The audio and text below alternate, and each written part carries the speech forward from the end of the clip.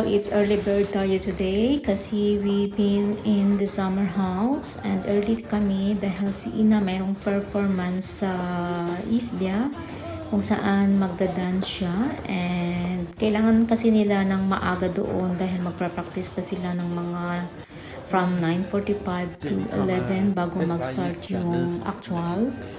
While waiting, inisip namin na umuwi kami pero sabi namin magstay na lang kami doon sa city and maghanap na lang kami ng breakfast doon. And yan. Doon pumunta kami sa mall at nag-breakfast kami kay ano ba yung restaurant yan? Hindi ko po high cholesterol.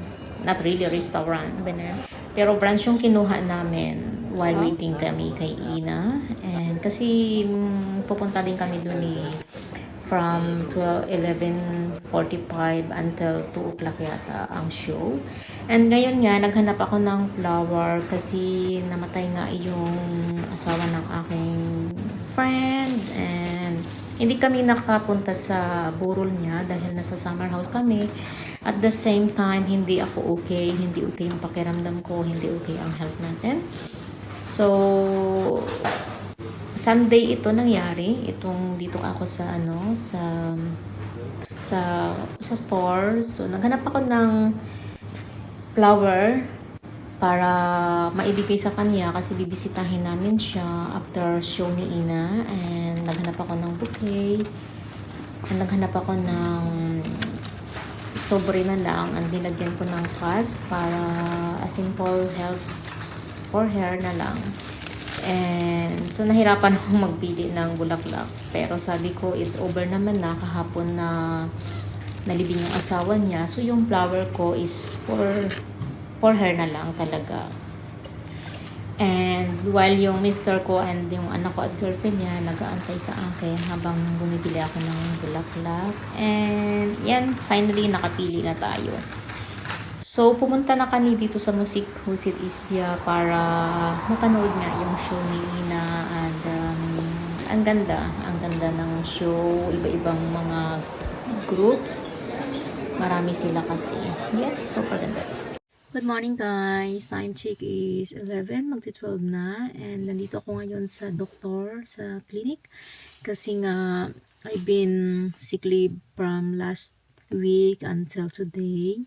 And yes, so ganun talagang buhay. Minsan okay, minsan hindi. So inaayos ko lang to kasi ginamit ko guys yung aking ginamit ko yung aking para sa yung parang vacuum DJ Osmo holder siya. Inano ko dito sa may scarm sa screen kasi parang wala akong masyadong makabitan dito somewhere kaya inano ko na dito. So far parang okay naman. Medyo lang, nakikita lang tong para sa phone ko. Actually, ito yung para sa phone ko. Nakikita siya. Pero pwede ko naman siya ibaba. Yan.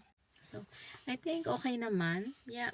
Kailangan ko lang siguro ng microphone for para masyado marinig yung boses ko. And yan, ni-recommend niya ako sa therapy for dito maghilot. Yes, so sa Thursday yon gagawin ko and sisenda ako ng message mamaya sa team leader ko about sa status ng ating health.